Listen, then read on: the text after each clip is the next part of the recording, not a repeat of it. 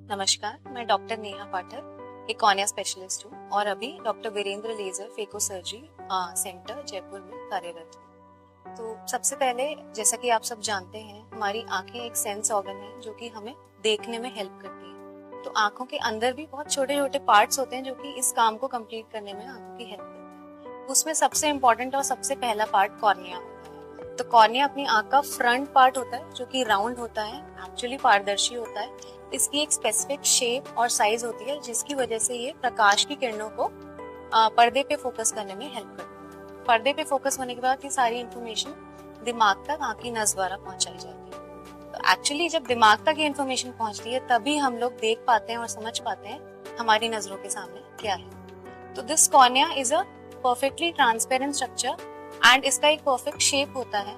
अगर इसमें कुछ भी गड़बड़ हो जाए किसी भी बीमारी की वजह से, तो आप समझ सकते हैं हमारी नेत्र ज्योति कम होने लगेगी, हमें देखने में दिक्कत होने लगेगी। तो क्या क्या बीमारियों में ऐसा होता है, जैसे कॉर्निया के इन्फेक्शंस, कॉर्निया में अल्सर्स, या कॉर्निया पे चोट लग जाना, कॉर्निया कट जाना, या कॉर्निया के शेप में टेढ़ापन आ जाना जैसे कि केरेटोकोनस। इन सब प्रॉब्लम्स में आंखों में देखने में बहुत प्रॉब्लम होने लग जाती है। तो हमारे डिपार्टमेंट में इन सभी बीमारियों का इलाज किया जाता है। इन्फेक्शंस को एंटीबायोटिक्स, एंटीवायरल्स, एंटीफंगल्स के थ्रू ट्रीट किया जाता है। फिर भी अगर वो ठीक ना हो तो कॉर्नियल ट्रांसप्लांटेशन के थ्रू उसको ठीक किया जाता है। अगर किसी की आंख में चोट लगी है, कॉर्निया कट गया है, तो उसका सूचर्स द्वारा मरम्मत की जाती है एंड कुछ फॉलो अप ट्रीटमेंट के बाद हम लोग उनकी विजन को इम्प्रूव कर पाते हैं। अगर किसी के पेशेंट के कॉर्निया में टेढ़ापन है, केरेटोकोनस है, तो उसका कॉन्टैक्ट लेंसेज, चश्मे, कॉर्निया का C3R ट्रीटमेंट और कॉर्नियल ट्रांसप्लांट की वजह से की मदद से हम उसकी हेल्प करते हैं। कुछ और केसेस भी होते हैं जिनमें कॉर्निया में ओपेसिटी बनने की वजह से मरीज दृष्टि बाधित हो जाता है। तो उन ओपेसिटीज को भी कॉर्नियल ट्रांसप्लांटेशन के थ्रू हटाया जाता है। कुछ पेशेंट्स ऐसे भी होते हैं जिनके कॉर्निया की अंदर वाली परत ढंग से काम ना करने की वजह से कॉर्निया में सूजन आ जाती है। तो कॉर्निया की अंदर वाली परत को हम ट्रांसप्लांट के थ्रू चेंज कर सकते हैं, जिसको एंडोथेलियल ट्रांसप्लांटेशन, डीसेक या डीमेक कहा जाता है। वो भी हमारे इंस्टीट्यूट में की जाती है। कुछ पेशेंट्स ऐसे भी होते हैं जिनकी आंखों की सतह पे कैंसर्स हो जाते हैं, तो उन कैंसर्स का भी दवाइयों तथा ऑपरेशन द्वारा इलाज किया जाता है। तो जैसा कि हम इस डिस्कशन में समझे कि कॉर्निया आंख की ज्योति का एक बहुत ही महत्वपूर्ण पार्ट है।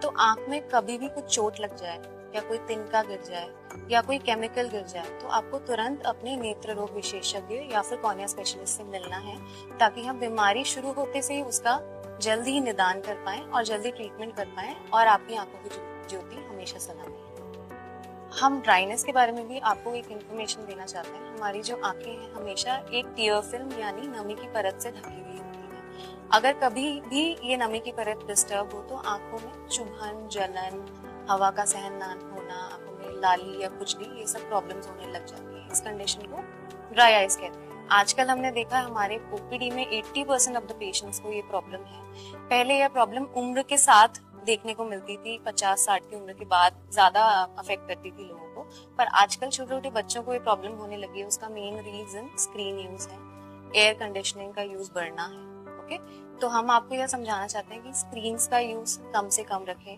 18 और 20 की उम्र तक अगर हो पाए बच्चों को कम से कम या फिर ना के बराबर स्क्रीन यूज करने में।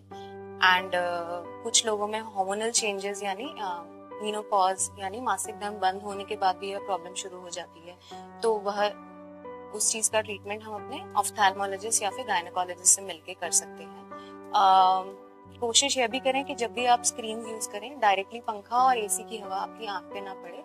इससे भी आपकी आंखों में ड्राइनेस में आराम मिलेगा। बीच बीच में पलकों को झपकते रहे, कहा जाता है ब्लिंकिंग ब्रेक्स ने दिन में 4 या 5 बार, और कस के आंखों को इस तरीके से झपके ताकि ड्राइनेस में कमी आए। बाकी सब दवाइयां जिनसे इस बीमारी में हेल्प मिल सकती है वो आपके ऑफ्थेल्मोलॉजिस्ट आपको लिखेंगे। इस वीडियो के माध्यम से मैं एक रिक्वेस्ट सभी को करना चाहती हूँ कि हमेशा मृत्यु के बाद अपनी नेत्रदान का एक प्रॉमिस या फिर प्रतिज्ञा करते जाएं, क्योंकि बहुत सारे ऐसे पेशेंट्स जिनको कॉर्नियल ट्रांसप्लांट की जरूरत है वो वेट करे जा रहे हैं कई महीनों से, कई सालों से, क्योंकि हमारे पास कॉर्नियास की कमी है। तो अभी भी हमारे हॉस्पिटल में कई पेशेंट्स वेटिंग में हैं जिनका हम कॉर्नियल ट्रांसप्लांट करके उनको नेत्र ज्योति का उपहार दे सकते हैं। पर क्योंकि इन टिश्यूज की हमेशा कमी रहती है, उस चीज को करने में हमें बहुत देरी लग जाती है। तो मैं आप सभी से रिक्वेस्ट करती हूँ कि अपने आसपास के लोग, अपने मित्रजनों, अपने परिवारजनों में भी यह अवेयरनेस फैलाएं कि सब नेत्रदान करना चाहिए।